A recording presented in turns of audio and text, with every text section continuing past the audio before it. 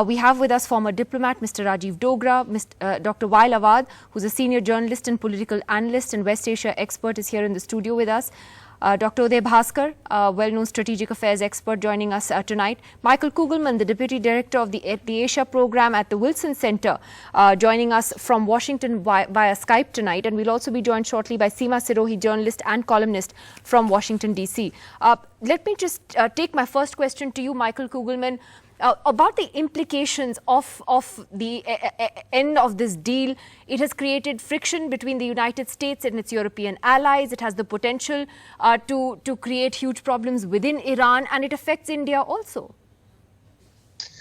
Well, yes, there are all types of implications, I think all negative. The most immediate one, I think, is for the NATO alliance. Clearly, the Europeans were trying to get President Trump until the very last minute to change his mind about backing out of this deal. So I really worry about the future of the NATO alliance. But in the region, certainly I think that the U.S.-India relationship could face a test. It's in really good shape. It's been moving along very quickly. But, Trump's backing out of this deal and imposing new sanctions on Iran will really put India in a difficult place where it will need to really find a way to execute a very delicate diplomatic dance to manage its relations with Iran while at the same time managing its relations with the U.S. That'll be tough. And finally, I really worry about Afghanistan. I worry about how Iran could conceivably retaliate to this decision by Trump by ramping up what to this point has been relatively modest support to the Taliban. And that could really make America's war-fighting effort in Afghanistan even more challenging than it already is. That's an important point that you've raised. And I just wanted to dwell on the point that you raised on India. I think that then explains what you said about India having to balance its relationship with the U.S. India's rather cautious reaction to the end of this deal. You've had other U.S. allies who've come out very strongly, who have said that, no, this deal is in the interest of the world. And they're talking about trying to salvage it. President Rouhani is talking about salvaging it. But the Indian government's reaction is much more muted. It's much more cautious. It just talks about all parties, having to engage constructively to deal with the issues that have arisen, which is a far cry from when the deal did happen and India welcomed it wholeheartedly. And I think that's the right way to react. I think India should be reacting very cautiously and conservatively, because clearly its relationship with Iran and its relationship with the United States are both very important, given how Iran is an increasingly important economic partner for India, really for energy reasons. I mean, we know that Iran was the third biggest oil supplier to India last year, and India is trying to become a more gas-dependent economy, which means that it will probably want to look to Iran for gas imports as well. But at the same time, the relationship with the United States is very important. I think that there's a pretty fair amount of consensus within the political classes, both here in Washington and in New Delhi, for this relationship to move forward. But, Trump has really put India in a very difficult spot. So I think that this initial reaction from New Delhi makes a lot of sense. I think that the Modi government will really want to be very careful in terms of how it reacts in order to not alienate or antagonize either the Iranians or the Americans. Ambassador Dogra, do you agree with that this is really the only option India had in terms of how to react to this? And B, if you could give us some perspective, on India's economic interests in Iran. There's the Chabahar port that is both strategic and economic interest to us, of both. We also are the third largest oil importer from Iran. So this could have a direct bearing on our oil, on our fuel prices. I mean, there are huge repercussions for India in all of this. I think your American guest put it in a very good, balanced way, and I agree with most of what he is saying, particularly Afghanistan, because America, by taking this step, is closing its possible Iran option even indirectly. Now it will be dependent entirely on Pakistan. As far as India is concerned, I remember in early 2000 when sanctions were first put on Iran, whenever Western interlocutors used to come and talk to our political class, the message we always gave was, don't snap Iran link. India is a vital Iran link. We have civilizational ties. You might need it sometime or the other. And at that time, Western interlocutors, by and large, bought this argument and went along. And that is why the sanctions were soft-pedaled to quite some extent, as far as India is concerned, because we kept on importing oil with the knowledge of the West. This time, and unlike the tornado in Delhi, Trump seems to strike the world with, unfortunate regularity. One day he says, don't import anything from North Korea. Next day he says, no, North Korea is becoming a friend and you might start importing. One day he says that Iran may be a link to the solution in Afghanistan. Next day he says it's on the sanctions list. But much more worrying is the reaction of EU. For the first time in, I think, living memory, EU is striking a discordant and different note from America. That will be tough to handle, both in terms of PR and in terms of selling sanctions to EU, which has just built up its trade Yeah, I with mean, if Iran. you look at all the key American allies, they've all reacted, as you said, they struck that discordant note. Seema Sirohi, the other problem here is, as far as India-US relations are concerned, is that India and the United States are actually already facing friction on the issue of sanctions, US sanctions on Russia. So that's already one point of friction, and this then potentially becomes another one.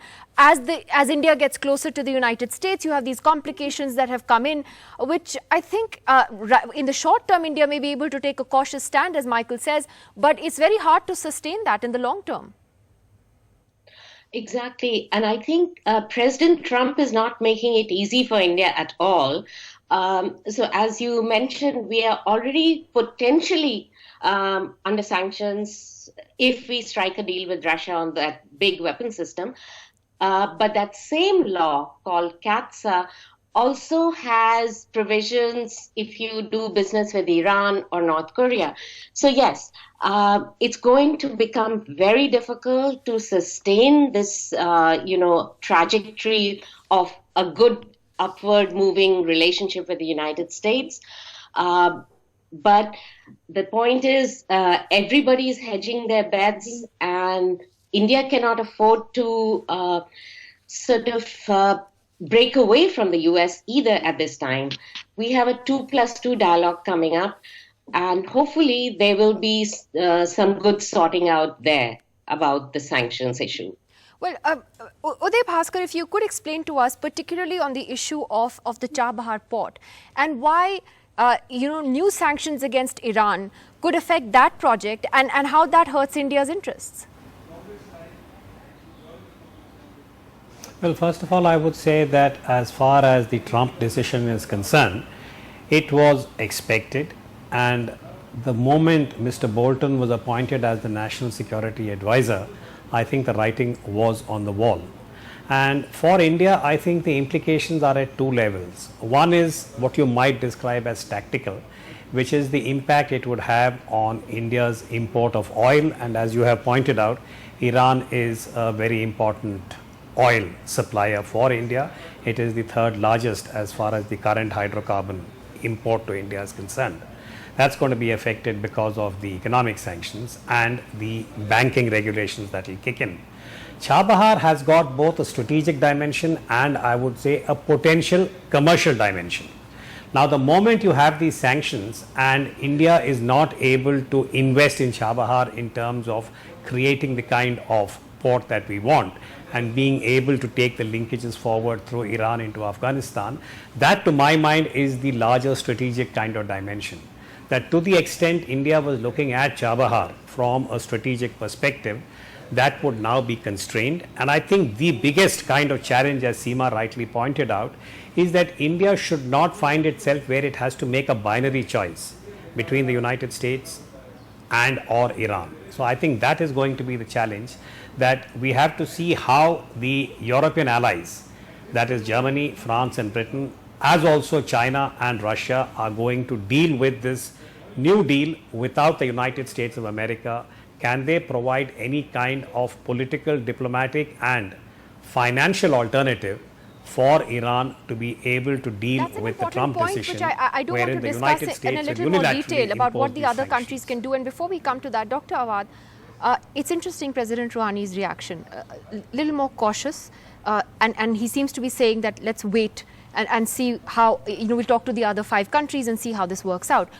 But the big concern, at least in the West, is that this will strengthen the conservatives in Iran. What is the fallout of this going to be within Iran, where there is already so much churning that has been happening both politically and socially in the last few months? Well, I think the Iranian position at this deal with the United States and the P5+1, actually it is not a bilateral deal. It's an international deal which is unanimously adopted by the UN Security Council, and it has been honored by the Iranian for the last 3 years, and even IAEA has already reported, and many of the visits have been saying that they have been honoring it and there have been no violation of it. Even the American interests and even the American administration, some of their officials have already said that. I think what's happening here is where there is a breach of trust. The Americans have proved again that they are not able to hold the international law at any cost. By breaching this international law, international deal, you are giving a hand to the conservative within the Iranian administration, within the Iranian society, that American cannot be trusted. Why?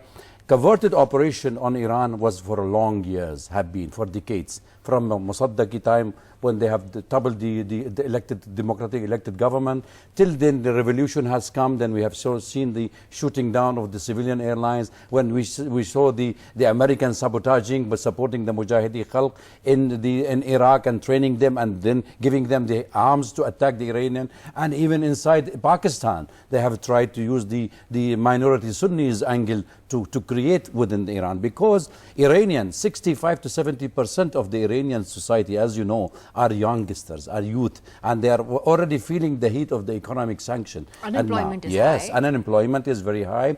Prices are very high. Even today, the rial and the tuman has fallen down, but the government gave assurance to the public. But remember, Iranian foreign policy is like knitting the carpet. They will knit it very slow, very patiently, but they will give you a beautiful carpet and they cannot be harmed. That is how we see the politics of Iranian dealing with any kind of a crisis. What the American done in the Middle East have given the upper hand of the Iranian, in fact, influence in the region. So I think the Iranian public opinion is very much rallying behind the president. Well, that may be the case, but if the hardliners, Michael Kugelman, get strengthened within Iran, that ties in with what you said about the concerns that you have then in the larger region, in places like Afghanistan and elsewhere. And I wanted to ask you, what happens if the other 5 countries, the European powers, are able to find a way to keep this deal alive? I mean, can they do that? Because if you have US sanctions and you have a system that works with the dollar, you have banks, companies, everyone gets hit by these sanctions directly or indirectly. So is it possible for European countries to circumvent that? Well, I mean, I don't know for sure. I certainly hope that they can. And clearly the messaging from both European capitals and from Iran has indicated that they're going to try to work something out. And again, let's hope they do, because the alternatives, I think, are really not very good, because as you noted before, the hardliners have been empowered in Iran right now. And already we've seen Iran engage in some very destabilizing behavior in the broader region through the proxies that it's armed, whether we're talking about Hezbollah or the like. And again, looking to Afghanistan, you really have to worry what types of things the Iranians could try to do there. Obviously, Iran is not a natural ally of the Taliban, given that the Taliban is a Sunni extremist group. But given what the Iranians have very quietly done over the last few years in Afghanistan, simply to push back against the Americans by providing small levels of, or small arms support, some small arms support to the Taliban.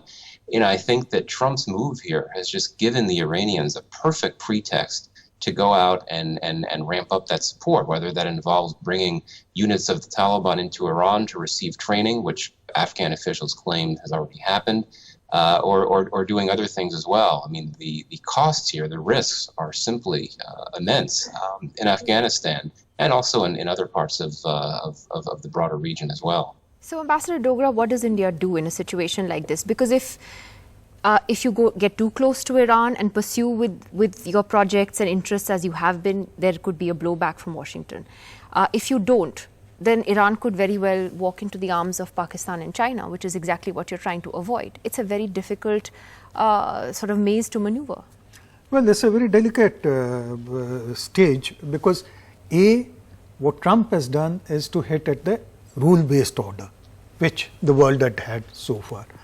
As far as India is concerned, do we simply obey Trump's diktat and carry on as he wishes, or do we have an independent line, which I referred to during the 2000 onwards period, when we told our Western interlocutors that we need to maintain a link, because if you snap every link with Iran, then there is no hope of pulling it back.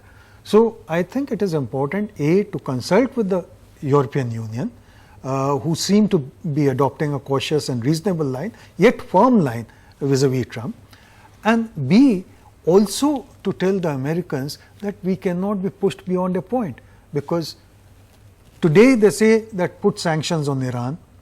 Tomorrow, supposing they waive all sanctions on Iran, where does our Shah Bahar investment go? Where does our link? Actually, the Shah Bahar thing and the Shah Bahar port actually seems to be the project that is most vitally affected by all of this, the most vital project of ours that potentially gets hit.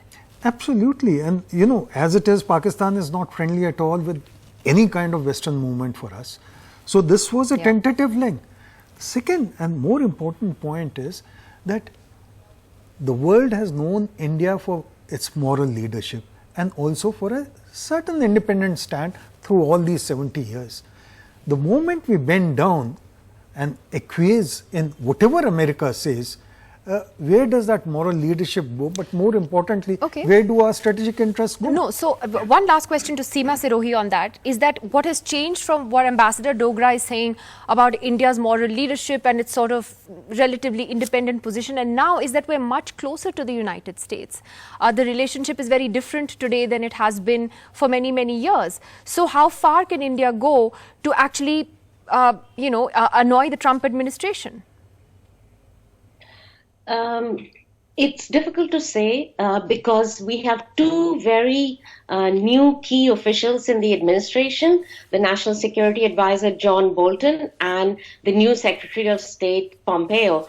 So we just have to wait and see, but what we can see so far is that this administration is willing not only to hurt its enemies, but also its friends. So what they did to the Europeans is quite remarkable. Now, I just wanted to make one point that it will be very difficult for the Europeans to continue dealing with Iran. It will be very complicated given the financial structures and, the banking, the way things work. But one hopes that some kind of reason will prevail after, a few weeks. But the other point is the effect it will have on the negotiations with North Korea. We were thinking as India, I think, India was quite pleased that China was dealt out of the equation on North Korea by Trump, by his maverick and, unexpected diplomacy. Not quite the case. But now we just don't know what will happen in that summit, if it even takes place. Well, interesting times. One at least hopes that these European powers are able to have some kind of an agreement with Iran so that things don't become completely catastrophic. Thank you very much to all of you for joining us tonight. Thank you. And we'll see you again tomorrow night. Goodbye.